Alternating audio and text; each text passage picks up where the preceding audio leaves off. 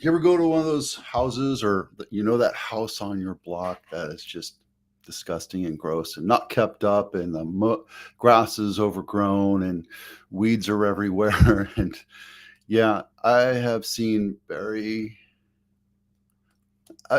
few in the last few days when I'm looking at houses and the house just looks like it's not taken care of, especially when it comes to curb appeal, and external maintenance. When you're looking at, I showed you that one in San Francisco yesterday. That was a bank owned, so I get it. But when you're looking at that, you're not just looking at the house. When you go up to a neighborhood, a house for sale, you're looking at the neighborhood. You're looking at the amount of cars on the block, on the streets. You're looking at the neighbors to see if it's a place that you can hang out and live at and feel comfortable, right? Matter of fact, I tell people to go and talk to the neighbors when they're in contract, because those people are going to be part of your world for the next 5 to 20 something years. And it's important that you can get along with your neighbors. When it comes to maintenance, the house, curb appeal, landscaping, lights, everything, it really does make a huge impact when it comes to selling your house. People make a judgment on whether or not they're going to buy your house in the first 5 to 7 seconds of seeing it, and that's the curb appeal. If it looks pretty, like this picture right here, then chances are your house is going to sell fast. If it's, it'll take a little bit longer to sell, and it's just one extra thing for people to fall in love with or put a stigma in the back of their head saying, what's wrong with this property? It also tells the buyer that there's probably some other maintenance issues inside the house. So right away, again, it's like when you see one little crack or one broken thing or one little tiny thing out of place in a house that you want to buy, you expect it to be perfect. If you're the seller and you have like 17, 20 different things that are on your to-do list, get those things done, including making your house look pretty. New paint, get rid of dust bunnies, get rid of the cobwebs under the eaves, right? All that kind of stuff. It's because if you have one thing out of place, it might ruin the experience for that buyer all the way through. And then they'll start looking for imperfections all the way through the house, and they'll write that down as part of their notes. So just something to be careful about, something to understand. Curb appeal and home maintenance is one of those things. If you're a homeowner, it's part of your right not to do it, but it's a duty to keep your home in good shape, and you have to take care of your house, and things will break. I just spent like $1,200 on my appliances because it's GE, and don't ever buy GE again. But they have like an end of life of 5 years. I swear it. Just within 3-4 months, all of my appliances went down. The fridge, the microwave, the oven, and the dishwasher. I had the microwave replaced, but everything else was repaired. And it was actually, now that I think about it, it was actually $1,700. I pay like $400 for a new microwave. So yeah, it continues to just eat at you, but it's one of those things. If you keep on top of it, every year you do a little bit, it won't be so bad. So think about it. Get that stuff done. And by the way, if you need help with a list to get started, you can download this home inspection checklist, and it'll get you on the right track to start your honey-do list, including external maintenance and landscaping and appliances and everything else, to go take a look at every little nook and cranny of your house to make sure it's tip-top shape, if you're going to sell it or not. And, like I told you, I have a honey-do list, probably 30, 40 different things that have to get done around this house, because it just builds up over time. It's raining right now. I know that there's going to be rain issues, whether it's I have to unclog a gutter, or I see a drip in my windows or something. It's just going to happen. Just going to happen.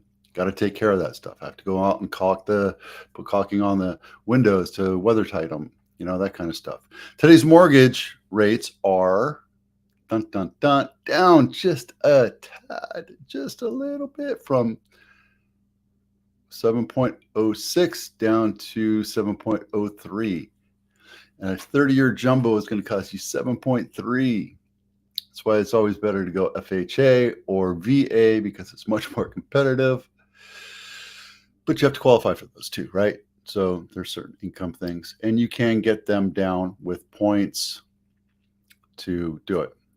If you're thinking about refinancing or buying a house, give me a call. I'll put you in touch with my lenders. You can work with them and understand what's going on with that. Rudy Court, not my listing. This is what you get for $1 million in Santa Clara, or $2 million. This is what you get for $2 million in Santa Clara County, California. I was talking to somebody over in North Carolina, and her high-end homes start at $500,000. Just, would be wonderful for my buyers. For my sellers, it's happy, right? I get it, but housing affordability is a tough thing here. When you're looking at a house, especially when you don't look at the front of the house as the first page, as the first picture. I get it. There's like a trend now that you want to show off the new kitchen. Well, you know what? Your kitchen isn't. People expect to see the house, not the kitchen. That's just my input. It's a 4-bedroom, 2-bath, 1,700 square feet, 1973, built in 1977, and single story. So let's take a quick look at it. And this is in Almaden, right off of Blossom Hill in Camden, right there. And let's take a look at the pictures. Again, this is not my listing. This is Rudy Court.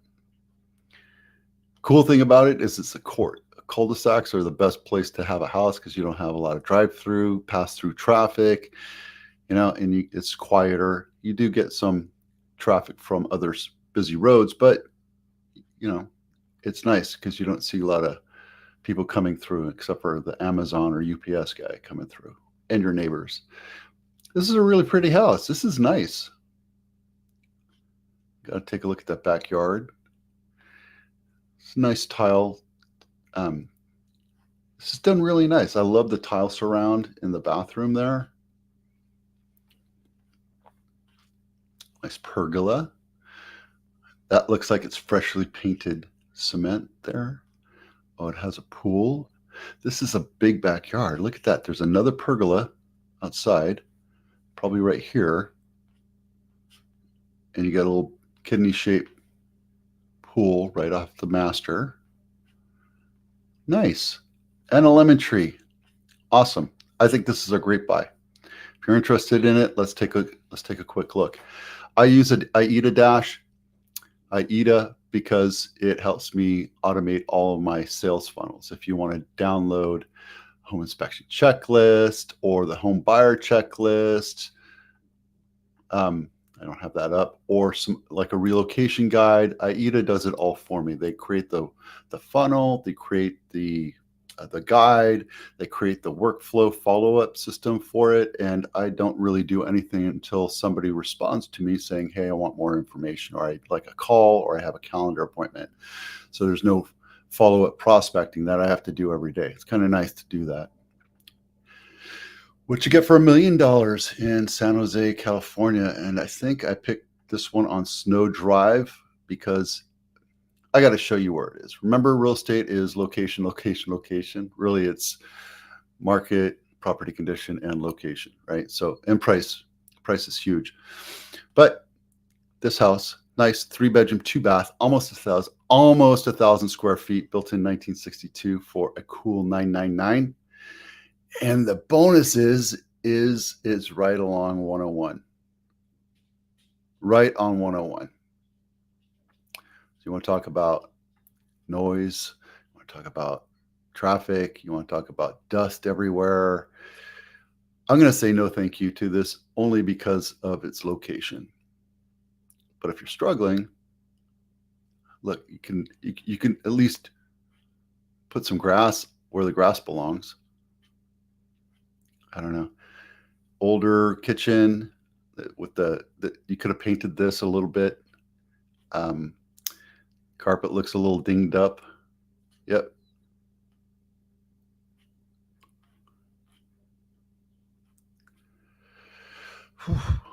And it's on a hill. So you're dealing with that retaining wall. That's an absolute no for me. That is going to cost you tens of thousands of dollars when that fails. Not if it fails, when it fails. When you're living on a hill and you have a retaining wall, especially that close to your house, to the foundation, this is a very thin walkway, maybe 2.5 feet. This is all dirt that's pressing along this cement retaining wall. You're going to have to fix that one day. It's not your neighbor's problem either. It's your problem. So that would be an absolute no for me. Home supply and listings that are available. Supply and inventory chart coming up, but the December 2024 across the nation came out. It's 3.3 right now.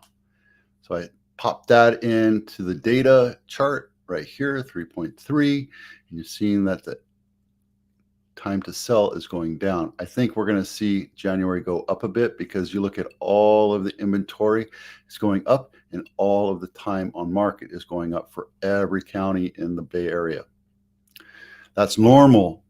It's absolutely normal for this to happen. Things go slower in the winter. Think of it, the winter freeze.